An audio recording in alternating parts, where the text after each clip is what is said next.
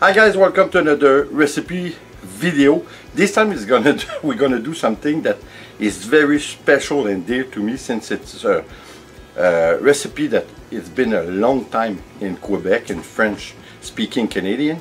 I think that we do it particularly well over here. Is, how should I say it in English? I don't think there's a word. Sucre à crème. Cream sugar, if you want. That's the best dessert that you can have.